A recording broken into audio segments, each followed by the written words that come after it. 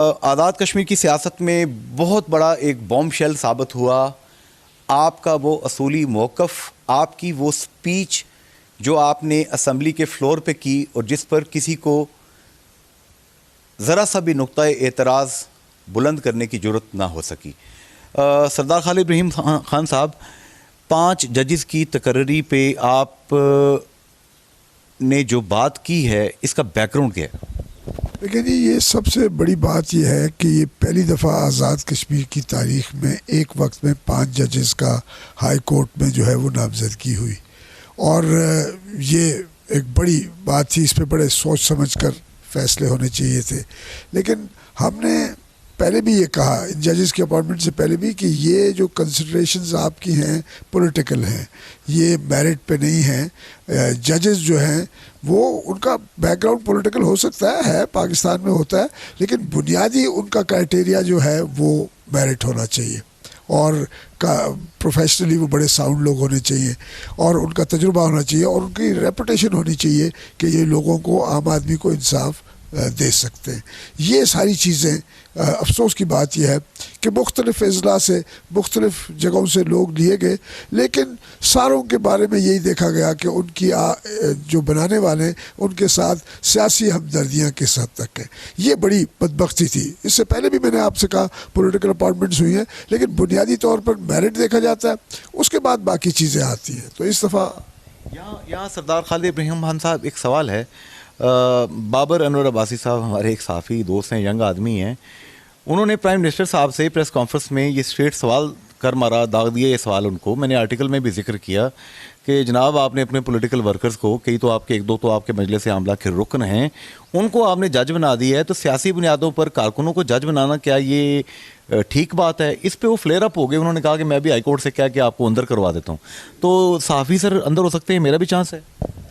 دیکھیں، میں پھر آپ سے عرض کرتا ہوں کہ جو فریڈم آف ایکسپریشن ہے اس میں اس قسم کی چیزیں نہیں ہو سکتی، اور وہ ہمارا حق ہے۔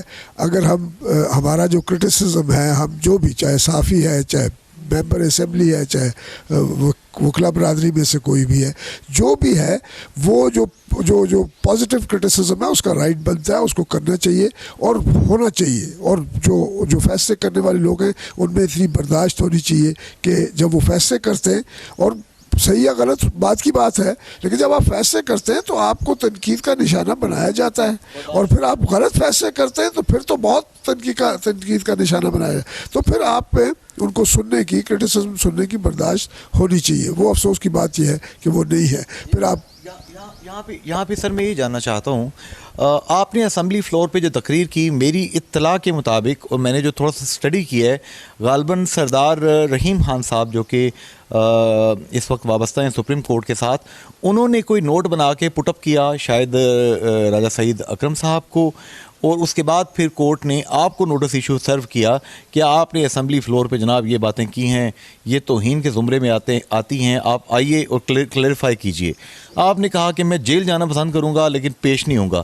یہ آپ نے کیوں کہہ دیا سر؟ دیکھیں، وہ مجھے اس کے کانسیکوینسز کا پتہ ہے نا، کہ اگر آپ توہین عدالت کا نوٹس آپ کو دیا جا رہا ہے 1 دفعہ 2 دفعہ، پھر آپ نہیں جاتے، تو اس کا ایک طریقہ کار ہے نا کہ پھر وہ پولیس کے ذریعے آپ کو جو ہے ایک وارنٹ جاری کریں گے، آپ کو وہ لے کے آئے۔ اس لیے اس کے جو بھی اس کے کانسیکوینسز ہو سکتے تھے، میں اس کو سامنے رکھتے ہوئے یہ کہتا ہوں کہ اگر جیل بھی جانا پڑے گا تو میں اس کے لیے تیار ہوں، لیکن یہ جو طریقہ کار ہے مجھے اس سے اختلاف ہے۔ میں 3 بجے دن کو تقریر کرتا ہوں، صبح 11 بجے میڈیا کے ذریعے مجھے پتہ لگتا ہے مجھے نوٹس دے دیا گیا ہے اور مجھے 5 تاریخ کو بلا لیا گیا ہے۔ یہ تقریر جو اندازاً 35 منٹ 40 منٹ کی تھی، اس کو اسٹڈی کرنے کے لیے بھی کم سے کم ہفتہ ایک چاہیے۔ اس کے، اور وہ بجٹ کی تقریر تھی، اس میں کئی اور چیزیں بھی تھیں، یہ تو عدلیہ کے علاوہ بھی کئی چیزیں تھیں۔ تو یہ نہیں ہے، یہ وقت نہیں ہے، یہ طریقہ کار نہیں ہے، اور اس کو ہم ایکسیپٹ کرنے کے لیے تیار نہیں ہیں۔ اچھا، اس کے بعد پھر آپ پیش نہ ہوئے، پھر آپ نے اپنے سیاسی کارکنان کو کال دی، مظفر آباد پہنچے، جس ڈیٹ پہ آپ کی گرفتاری کا بہت سے لوگوں کو شوق تھا اور بہت سے لوگوں کو ڈر تھا، اندیشہ تھا، جو آپ کے چاہنے والے تھے۔ تو اس دن ایک وکیل صاحبہ، شاید نبیلہ ایوب صاحبہ، آپ کی طرف سے پیش ہو گئیں۔ آپ نے بعد میں کہا کہ نہیں جی، میں نے تو ان کو ہائر نہیں کیا، تو یہ پھر کیا تھا؟ نہیں، وہ تو سارا کام انہوں نے خود کیا. نبیلہ ایوب صاحبہ جو ہیں وہ بار کونسل کی ممبر بھی ہیں اور ان کا بڑا قریبی تعلق بھی ہے جو چیف جسٹس صاحب ہیں ان سے. تو یہ سب کچھ مینیپولیٹ کیا گیا اور یہ بہت غلط بات تھی. اس پر ہمیں اور اعتراض ہوا کہ آپ فیصلے نہیں کر سکتے اور فیصلے کرنے کی اب آپ میں اس طرح کی جرت نہیں ہے تو آپ اس قسم کے حربے استعمال کر رہے ہیں، اپنے لوگوں کو ہمارے بیان پہ پیش کر رہے ہیں. یہ قطعاً ہمارے لیے ایکسیپٹیبل نہیں ہے، کسی صورت بھی ہمارے لیے قابل قبول نہیں ہے. یہاں پہ اب سردار خالد ابراہیم خان صاحب جہاں تک میں دیکھ رہا ہوں، میں نے اس پہ آرٹیکل لکھا اور مجھے بہت سے لوگوں نے، سینکڑوں ہزاروں لوگوں نے کمنٹ کیا، بڑا اپریشیٹ کیا انہوں نے آپ کو. برطانیہ، یورپ، امریکہ سے لے کے مڈل ایسٹ سے لے کے جہاں جہاں کشمیری بستے ہیں آپ کو بڑا پریز کیا. 100% لوگوں نے کہا جی خالد ابراہیم خان صاحب کے ہم ساتھ ہیں. یہاں پہ اب یوں لگ رہا تھا کہ جیسے سدھن ٹرائب کو، یا یوں کہہ لیں کہ پنچ کے ڈویژن کو اور مظفر آباد کے ڈویژن کو آمنے سامنے تقسیم کر کے کھڑا کر دیا گیا، صف آرا کر دیا گیا. کیا یہ تاثر درست ہے؟ دیکھیں یہ وہی لوگ ہیں نا جو، میں تو کوئی کسی ٹرائب کی کسی علاقے کی بات نہیں، میں صرف ایک بات کر رہا ہوں، میرٹ ہے. اور یہ نہیں ہے کہ یہ پہلی دفعہ میں کر رہا ہوں. 92 میں ڈی سیٹ ہوا میں اسی بنیاد پر کہ اس وقت تو عدلیہ نہیں تھی، اس وقت تو پبلک سروس کمیشن تھا. اور جس طرح اس نے ریکروٹمنٹ کی تھی، ہم نے کہا یہ نہیں، ہم اس وقت سب سے زیادہ لوگ جو ریکروٹ ہوئے تھے وہ میرا حلقہ انتخاب سے ہوئے تھے. لیکن میں نے کہا یہ حلقہ انتخاب نہیں ہے، یہ سارے آزاد کشمیر کے نوجوان اور جموں کشمیر کے جو مہاجرین نوجوان ہمارے یہاں پی ایس سی کے ذریعے آتے ہیں، یہ ان کے رائٹ کا سوال ہے. آج بھی میں یہی بات کر رہا ہوں، کوئی علاقہ نہیں ہے، کوئی برادری نہیں ہے، ہر برادری کا آدمی یہاں اکوموڈیٹ کیا گیا ہے، مشمول ہے. لیکن یہ برادریوں کا مسئلہ نہیں ہے، یہ علاقوں کا مسئلہ نہیں ہے، یہ صرف اور صرف میرٹ کا مسئلہ ہے. لیکن کیا 2 ڈویژن صف آرا ہو گئے ہیں؟ نہیں، سوال ہی پیدا نہیں ہوتا. مجھے جو سپورٹ مجھے اپنے ڈویژن سے مل رہی ہے وہی سپورٹ مجھے مظفر آباد سے مل رہی ہے، وہی سپورٹ مجھے میرپور سے مل رہی ہے، کوئی مہاجرین جموں کشمیر سے مل رہی ہے. یہ ہمارے جو یہ یونٹس ہیں، پولیٹیکل یونٹ، سب طرف سے مجھے سپورٹ. اوورسیز تو یہ سب علاقوں سے وہاں موجود ہے، وہ تو آپ زیادہ ان ٹچ ہے. لیکن میں آپ سے عرض کرتا ہوں کہ میرٹ کی بات کر رہے ہیں اور میرٹ کو ہر جگہ سے سپورٹ ملے گی، کوئی وجہ ہی نہیں ہے کہ نہ ملے. سردار خالد ابراہیم خان صاحب سے گفتگو جاری ہے. انتہائی سیریس اور کریٹیکل گفتگو ہے، بڑے غور سے سمجھنے کی اور سننے کی ضرورت ہے ان باتوں کو. چلتے ہیں چھوٹے سے کمرشل بریک کی جانب.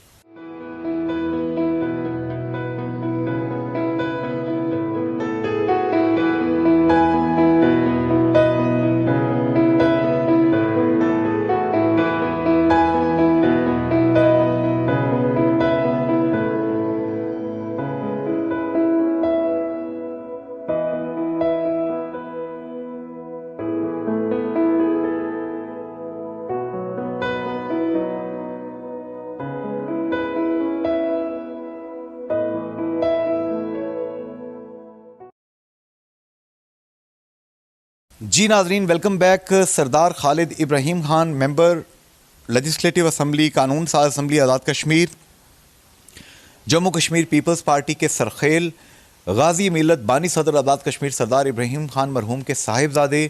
آپ کو استعارے کے طور پہ لیا جاتا ہے جب بھی اصول کی بات ہوتی ہے، جب بھی کسی ایسے موقف کی بات ہوتی ہے کہ جہاں پر یا تو زبان کٹتی ہے یا سر کٹتے ہیں، وہاں پہ خالد ابراہیم خان صاحب سامنے آ جاتے ہیں اور وہ بات کر ڈالتے ہیں. اسمبلی کی سیٹ سے استعفیٰ دینا ہو تو شرمناک اسمبلی کہہ کر 4 دفعہ وزیر اعظم جب تبدیل کیا جاتا ہے آپ وہاں سے واک آؤٹ کر جاتے ہیں. بینظیر بھٹو شہید جب علاقے کی خواتین وہاں پر اکٹھی تھیں پونچھ ڈویژن میں، آپ نے کہا کہ ان سے 2 منٹ آپ مخاطب ہو جائیں کہ یہ پردہ دار خواتین آپ کی محبت میں کھڑی ہیں. جب وہ نہیں مانتیں یہ چابی وہاں پہ ان کے حوالے کر کے واک آؤٹ کر جاتے ہیں. یہ کریکٹر آپ کو آج کل نہیں ملتا. اچھا یہاں پہ سر بتائیں گے، ابھی میں کل چودھری خالد رشید ایڈوکیٹ جو کہ بڑے مشہور لائر ہیں میرپور میں، انہوں نے 9 پٹیشنرز کی طرف سے ایک پٹیشن فائل کر دیا کہ یہ 5 جج جو ہیں یہ میرٹ پہ تعینات نہیں کیے گئے. دونوں چیف جسٹسز کی اس کے اندر رضامندی شامل نہیں ہے، ان کو ریموو کیا جائے اور انٹرم ریلیف کے تحت کام کرنے سے بھی ان کو روک دیا جائے. راولہ کوٹ سے بھی ایک پٹیشن فائل ہو چکی ہے، مظفر آباد سے بھی ہو چکی ہیں.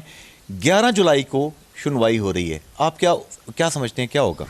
دیکھیں میں یہ سمجھتا ہوں کہ یہ ان سب کا رائٹ ہے کہ جو فیصلے ہوئے ہیں اس کے بارے میں اگر ان کی ایک رائے ہے تو وہ عدالت میں بھی جا رہے ہیں، اور مجھے پوری امید ہے کہ اور امید بھی ہے، اور میں یہ سمجھتا ہوں کہ ان کو پذیرائی ملنی چاہیے اگر وہ کوئی جائز بات کریں. ٹیکنیکلی وہ چیزیں زیادہ مجھ سے بہتر سمجھ، میں پولیٹیکل بات کر رہا ہوں، میں پولیٹیکلی چیزیں سمجھ رہا ہوں. ٹیکنیکلی جو اس پروفیشن سے تعلق رہا ہے وہ زیادہ بہتر سمجھتے ہیں، اور انہوں نے وہ پوائنٹس ریز کیے ہوں گے. اور مجھے امید ہے کہ جو بات انہوں نے ریز کی ہے، اور جو ہمیں بھی جو اناملیز ہیں، جو کانسٹیٹیوشنل اناملیز ہیں وہ ہمارے سامنے ہیں، ہم ان کو اگنور کیا نہیں جا سکتا. اور ججز اس کا جو لوگ ججز میرٹ پہ آئے ہیں وہ اس کو اگنور نہیں کریں گے، میں پوری امید سے یہ بات. لیکن پھر یہ ٹیکنیکل ہے، یہ ان کا ہے. یہ یہاں پہ خالد رشید صاحب نے کل مجھے بڑا تفصیلی انٹرویو دیا. میں نے پوچھا پہلے جناب کوئی کورٹ کے اندر ایسا کوئی واقعہ موجود ہے کہ اس طرح کی پٹیشن پہ کوئی جج صاحب فارغ ہوئے ہوں؟ انہوں نے فوراً نام لیا جی رفیع اللہ سلطانی صاحب اور اکرم غالباً طاہر صاحب. ان کو طاہر صاحب کو اس طریقے سے ریموو کیا گیا تھا. یونس طاہر صاحب کو آپ کیا سمجھتے ہیں، ہو سکتا ہے ایسے؟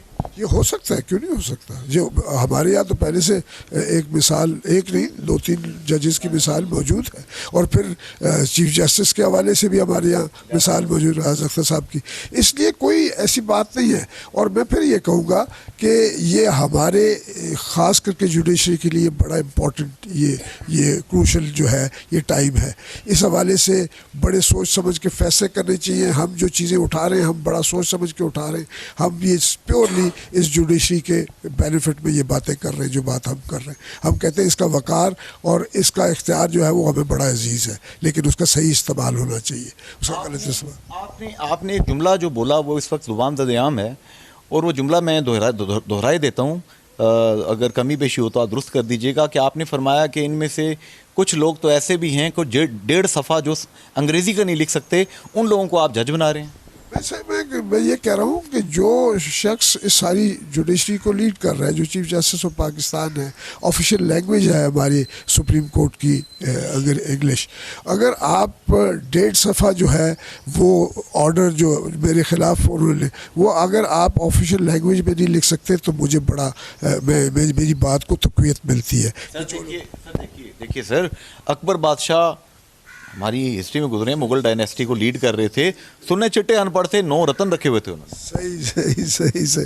تو یہ مثالیں ہمارے یہاں بھی صحیح. اب وہ تو ظاہر ہے جمہوری دور ہے، اور پھر ہم اداروں کی بات کر رہے ہیں، انسٹیٹیوشنز کی بات کر رہے ہیں، ان کے بنانے کی بات کر رہے ہیں، ان کو تحفظ دینے کی بات کر رہے ہیں. تو جو لوگ ان انسٹیٹیوشنز میں ہائر لیول پہ بیٹھے ہوئے ہیں اور جن کے بڑی ذمہ داریاں ہیں، اگر وہ اس قسم کی کمزوریاں ان کی ہیں تو میں افسوس ہی کر سکتا ہوں اور کیا کہہ سکتا ہوں. اس کے خلاف بات کر رہے ہیں اور بات کرتے رہیں گے جب تک یہ معاملات درست نہیں ہوں گے. ہم اپنی بات چلائیں گے. آپ کی اگلی ہیئرنگ ہے 3 جولائی کو. 3 جولائی کے بعد سر مجھے جیل آنا پڑے گا آپ کا انٹرویو کرنے کے لیے، یا میں پھولوں کے ہار ڈالنے کے لیے آپ کے پاس راولہ کوٹ یا مظفر آباد آؤں؟ جیل بھی آئے تو پھول کے ہار لے کے آنا، کیونکہ جیل تو کوئی پہلی دفعہ نہیں جاؤں گا. میں یہ 12ویں دفعہ جاؤں گا، یہ درجن پوری ہو جائے گی.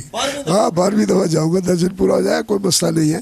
لیکن میں اپنے موقف پر جو ہے وہ قائم رہنے کی کوشش کر رہا ہوں اور رہوں گا. میں یہ اس لیے کہہ رہا ہوں کہ یہ میرا ذات کا مسئلہ نہیں ہے، یہ میرے سارے اداروں کا مسئلہ ہے. یہ ہمارے انسٹیٹیوشن، چاہے جوڈیشری ہے، چاہے اپنا پارلیمنٹ ہے، چاہے ایگزیکٹو ہے، سب کا ایشو ہے.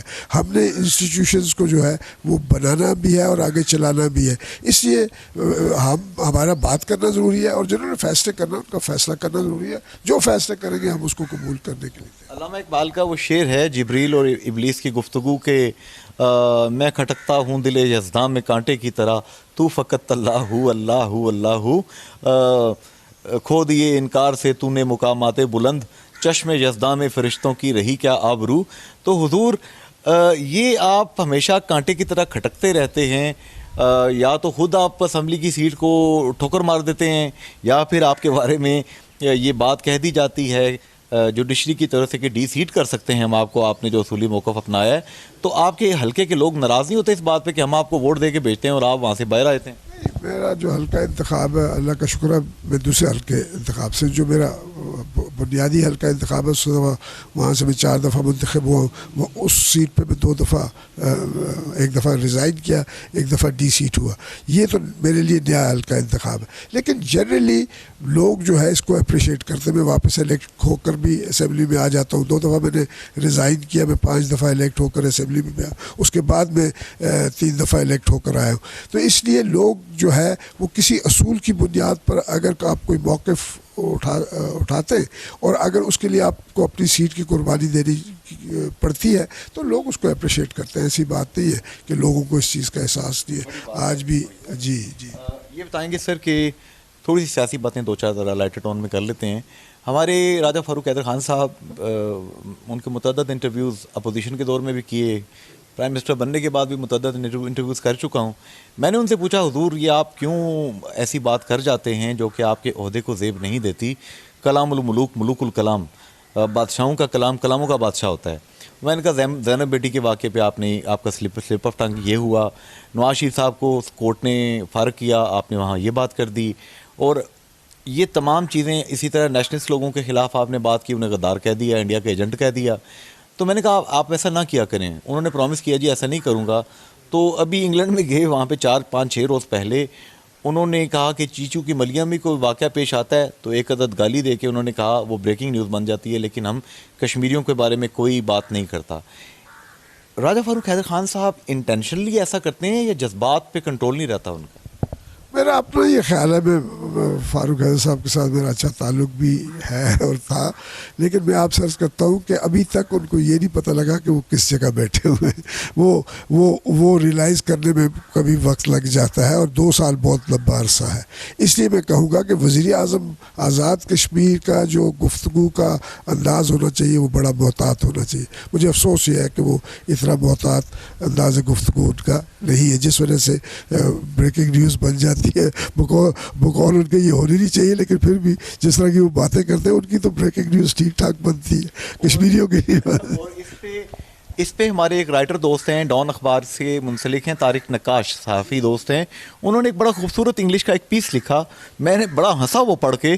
اس کی آخری لائن تھی کہ اگر آپ نے پی سے شروع ہونے والی یا پے سے شروع ہونے والی یہ گالی ہی دینی ہوتی ہے تو خادم رضوی صاحب فیم پہنتی سیری کہہ دیا کریں، لوگ سمجھ جائیں گے کہ آپ نے گالی دی ہے. میں سمجھتا ہوں وہ جو بھی بات ان کے حوالے سے ہو رہی ہے اس میں کوئی نہ کوئی ان کی کمزوری ہے جو سامنے آتی ہے. اور میں پھر اب سرچ کرتا ہوں کہ وزیر اعظم آزاد کشمیر کی گفتگو بہت ہی محتاط ہونی چاہیے. وہ نہیں ہے. یہ تو اسمبلی کے باہر کی آپ بات کریں، اسمبلی میں بھی کئی دفعہ ایسی گفتگو ہوتی ہے جو وزیر اعظم کو نہیں کرنی چاہیے. میں نے یہاں تک سنا ہے کہ ایک موقع پہ سردار عتیق احمد خان صاحب اور راجہ فاروق حیدر خان صاحب جب پیش ہوئے اسپیکر صاحب کے پاس تو ایک دوسرے کو تھپڑ مارنے تک کی بات ہوگی کہ میں تمہیں 1 ماروں گا، انہوں نے کہا میں تمہیں 2 لگاؤں گا. تو یہ باتیں کیا زیب دیتی ہیں سر اتنے سنجیدہ عہدوں پہ؟ مجھے نہیں پتا اس واقعے کا، لیکن تلخی کچھ ہوئی تھی ان کی آپس میں.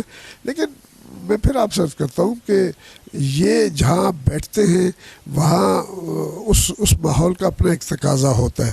وہ تقاضے وہ پورے غازی ملت ابراہیم خان صاحب، مجاہد اول سردار عبدالقیوم خان صاحب، سردار سکندر حیات خان صاحب، ایون آپ کے جو بیرسٹر سلطان صاحب ہیں، ہم دیکھتے ہیں یہ لوگ سلینگ ورڈز نہیں یوز کرتے تھے. تو یہ سلینگ ورڈز کا یہ جو کلچر ہے کیا یہ قوم کو کس طرف لے جا رہا ہے؟ دیکھیں میں تو بیسیکلی 3 آدمیوں کا نام لیتا ہوں. سردار ابراہیم صاحب ہیں، سردار کریم صاحب اور کیچ خوشی صاحب ہیں. ان لوگوں نے یہ ادارے بنائے ہیں، یہ چلائے ہیں، اور یہ ہمارے پاس جو ادارے ہیں یہ ان کی ایک قسم کی امانت ہے.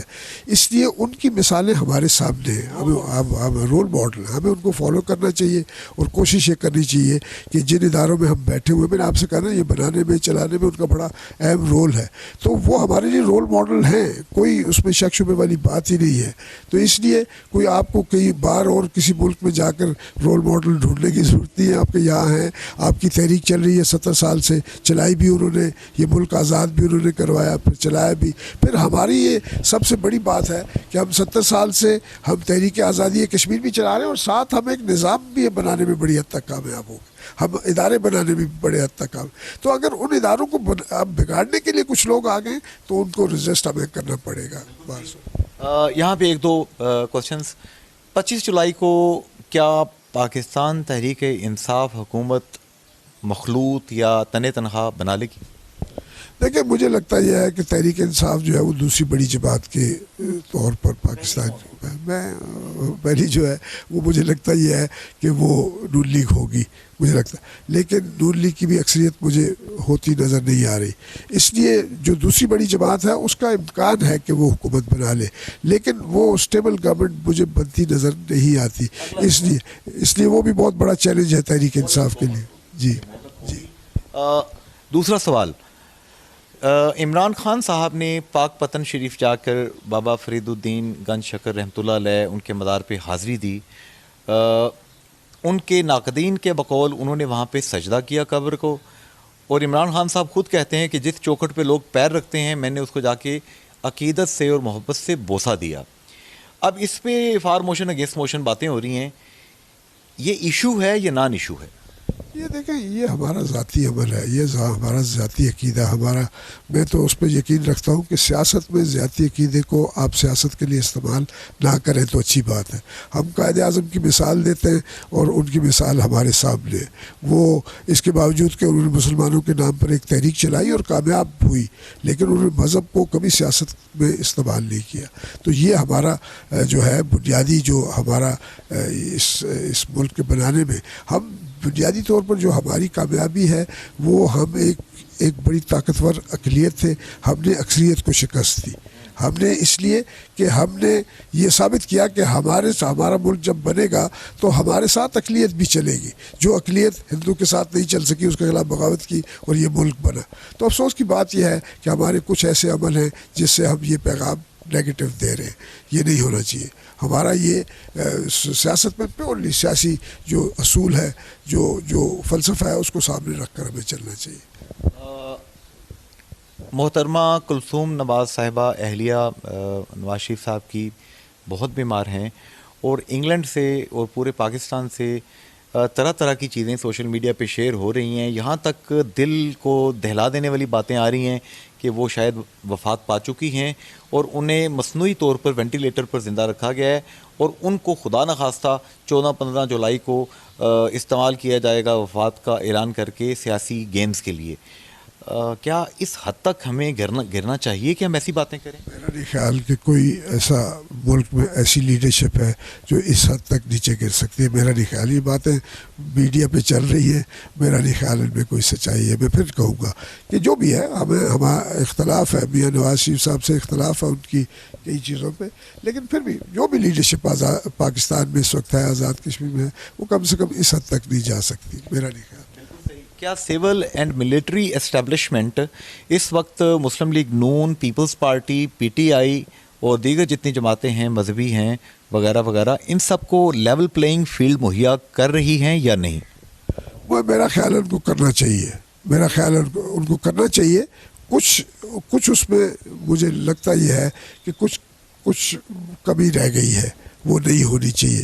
آپ کو سب کو، کیونکہ ملٹری اسٹیبلشمنٹ ہے یا جو بھی اسٹیبلشمنٹ ہے وہ پاکستان ریاست کے ادارے ہیں، اور ان کے بارے میں ہر سیاسی جماعت کی ایک ہی سوچ ہے کہ یہ پاکستان کے لیے کام کر رہے ہیں، تو اگر وہ اپنی ترجیحات بنا لیں تو یہ غلط بات ہے۔ میرا اپنا خیال ہے یہ نہیں ہونا چاہیے۔ آپس کی بات ہے سر، آپ ہمارے استاد ہیں، ظاہر ہم سیاست کے اسٹوڈنٹ ہیں، اور آپ سیاست کی بہت بڑی ایک کتاب ہیں۔ یہ اسٹیبلشمنٹ ہی تھی نا جن کے غلط فیصلوں کی وجہ سے بنگلہ دیش بنا تھا؟ میں نہیں کہہ سکتا، وہ تو بنگلہ دیش کے بارے میں تو اسٹینلی وولپرٹ کہتا ہے کہ یہ اس کی بنیاد جو ہے 1937 میں رکھ دی گئی تھی۔ پھر کچھ لوگ کہتے ہیں کہ اس کی بنیاد تو قائد اعظم کی پہلی تقریر جو بنگلہ دیش میں ہوئی، جو اس وقت مشرقی پاکستان میں، اس میں رکھ دی گئی تھی۔ یہ اس سے پہلے کی بات ہے، اسٹیبلشمنٹ بعد میں آتی ہے، اس سے پہلے ہمارے بنگلہ دیش جو ہے وہ بائی اٹ سیلف ایک تحریک تھی، اور وہ مطلب بنگلہ دیش نام بعد میں ہوا، لیکن بنگالی اپنی ایک تحریک میں بھی انوالوڈ تھے شروع سے، قومیت۔ جب انہوں نے دیکھا، کئی لوگوں کا خیال تھا پاکستان بنے گا ہی نہیں، جب انہوں نے دیکھا پاکستان بن سکتا ہے تو ان کا پھر اور بھی کچھ بن سکتا ہے۔ تو اس لیے اسٹیبلشمنٹ کو ٹوٹلی بلیم کرنا میرا خیال ہے درست نہیں ہے۔ البتہ یہ ہے کہ اسٹیبلشمنٹ کا بھی رول ہو سکتا ہے۔ اسٹیبلشمنٹ نے پہلے 23 سال تو یہ ملک بنایا بھی اور چلایا بھی، مطلب بچایا بھی اور چلایا بھی، اس لیے اس کو جہاں آپ کریڈٹ بچانے اور چلانے کا دیتے ہیں، وہاں خرابیوں کا بھی اس کو کوئی نہ کوئی ذمہ داریاں قبول کرنی پڑتی ہیں۔ 13ویں ترمیم میں سردار یعقوب خان صاحب سابق صدر آزاد کشمیر نے مجھے انٹرویو دیا چند دن پہلے. انہوں نے کہا کہ راجہ فاروق حیدر خان صاحب کے ساتھ ہاتھ ہو چکا ہے اور اب روزنامہ جموں کشمیر میں عامر محبوب, شہزاد راٹھور, ان کی پوری ٹیم نے ثابت کیا ہے کہ وہ وسائل جو کہ یہ خدا کر کے منظور کروا رہے تھے وہ ہاتھ کاٹ کے انہوں نے وفاق کو دے دیے اور سالانہ 27 سے 36 ارب روپے کا نقصان ہم کر بیٹھے. لیکن نہیں, میں تحریر ترمیم کے بارے میں یہی کہوں گا کہ یہ اتنی اجرت میں کی گئی ہیں. پہلے تو اس پہ ایکسرسائز ہوتی رہی, ہوم ورک بھی کچھ ہوا, لیکن جب آخر میں اس کو پاس کرانے کا وقت آیا تو حکومت پاکستان جا رہی تھی, اس کے چند دن باقی تھے, اس میں آخری دن بھی اور اس سے پہلے بھی وہ اجرت کی ہمیں سمجھ نہیں آتی. اس پہ ڈیبیٹ ہونی چاہیے تھی. ہم خود جو اپوزیشن تھی وہ کہہ رہی تھی کہ اگر اس پہ ڈیبیٹ کرو گے تو ہم بھی آپ کے ساتھ تعاون کریں, ہم کہیں گے کہ اتفاق رائے سے. لیکن آپ نے دیکھا کہ اتنی اجرت میں کیا گیا اور آخر میں 14 ممبر جو ہے وہ اپوزیشن کے اس میں شامل نہیں ہوئے. یہ ایسی امپورٹنٹ ترامیم کے وقت سب لوگوں کو ایک ساتھ لے کر چلنا ہوتا ہے. یہ فاروق حیدر صاحب اور ان کی حکومت نہیں کر سکی, جس وجہ سے آج یہ لوگ یہ کہہ رہے ہیں, جو باتیں سامنے آ رہی ہیں وہ اس کی وجہ یہ ہے کہ آپ وہ کنسنسس بنا ہی نہیں سکے جو 13ویں ترمیم میں بن سکتا تھا اور ہونا چاہیے تھا. آپ نے اتنی اجرت میں کام کیا اس لیے کہ آپ نے سمجھا کہ میرے پاس یہاں اکثریت ہے اسمبلی میں اور وہاں جاتی حکومت جو ہے وہ مجھے سپورٹ کر کے جائے گی. تو اس حوالے سے یہ کوئی اجرت میں ہوا اور یہ اچھا کام نہیں ہوا. آخری سوال سر, بعض سیاسی پنڈتس کہہ رہے ہیں کہ اگر پی ٹی آئی کی حکومت آتی ہے پاکستان میں یا مسلم لیگ نون کے علاوہ کوئی بھی پارٹی حکومت بناتی ہے تو آزاد کشمیر کی اسمبلی پہ کراٹا بج سکتا ہے, اس کے 2 ٹوٹے ہو سکتے ہیں, کوئی نظریاتی گروپ بن سکتا ہے, وزیر اعظم تبدیل ہو سکتا ہے. آپ کیا دیکھتے ہیں؟ دیکھیں, پچھلے 10 سال ہیں اس میں ہمارے سامنے مثالیں ہیں. ایک پاکستان پیپلز پارٹی کی حکومت تھی اور ایک پاکستان مسلم لیگ کی حکومت. پاکستان مسلم لیگ نون کو اگر آپ کوئی کریڈٹ دے سکتے ہیں تو وہی ہے کہ اس نے آزاد کشمیر میں جو حکومت تھی, جو نظام تھا, اس کو چلنے دیا, اور اس کے باوجود کہ وہ اس کے مخالف تھے. لیکن پیپلز پارٹی نے نہیں چلنے دیا, 4 حکومتیں تبدیل ہوئی اور یہ اس حکومت نے اپنا ٹینیور پورا کیا. پیپلز پارٹی, ہمیں بھی اس سے بہت شکایات ہیں, بہت ان کے کئی فیصلے جن سے اختلاف ہے, لیکن یہ ایک اچھی بات تھی کہ ایک مرکز جو ہے وہ آزاد کشمیر میں جو نظام چل رہا ہے اس کو وقت پورا کرنے کا موقع دے رہا ہے. ایک مرکز جو ہے جس نے یہ موقع نہیں دیا, 4 حکومتیں بدلی, تو اس سے ادارے جو ہیں کمزور ہوتے ہیں.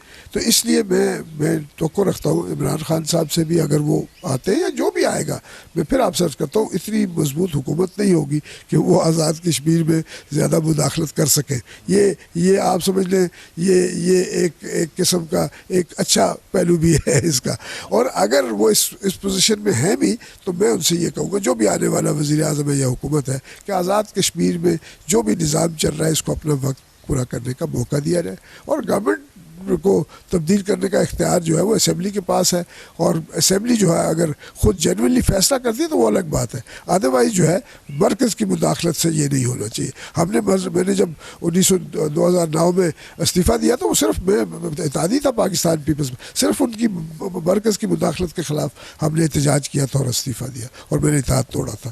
تو اس لیے مرکز کی مداخلت نہیں ہونی چاہیے آزاد کشمیر. ناظرین, انتہائی اہم باتیں, سمندر کو, دریاؤں کو اور سمندروں کو کوزے میں بند کرنے کی کوشش کی. سردار خالد ابراہیم خان صاحب کے پاس میں جب بھی حاضر ہوتا ہوں سیکھنے کا موقع ملتا ہے.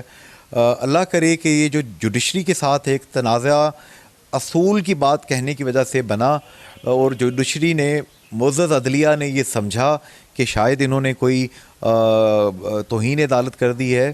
میں ایک شہری ہونے کی حیثیت سے, ایک فری تھنکر کی حیثیت سے سمجھتا ہوں کہ ایسا نہیں ہے. مہربانی کر کے ایسا فیصلہ کیا جائے کہ ایک آدمی جو دل سے سمجھتا ہے ضمیر کے مطابق یہ سچ ہے, یہ غلط ہے, وہ اس کا اظہار بھی کر سکے. اللہ کشمیریوں کے حال پہ رحم فرمائے. آج کے پروگرام سے جنید انصاری اجازت چاہتا ہے. فی امان اللہ, حافظ, گڈ بائے. 7 ارب سے زائد انسانوں کے اس گلوبل ولیج میں ہر کوئی جاننا چاہتا ہے سچ کیا ہے. جھونپڑیوں سے لے کر اقتدار کے ایوانوں تک سچ کی اس تلاش میں آپ بھی ہمارے ساتھ شامل ہو سکتے ہیں. سچ کیا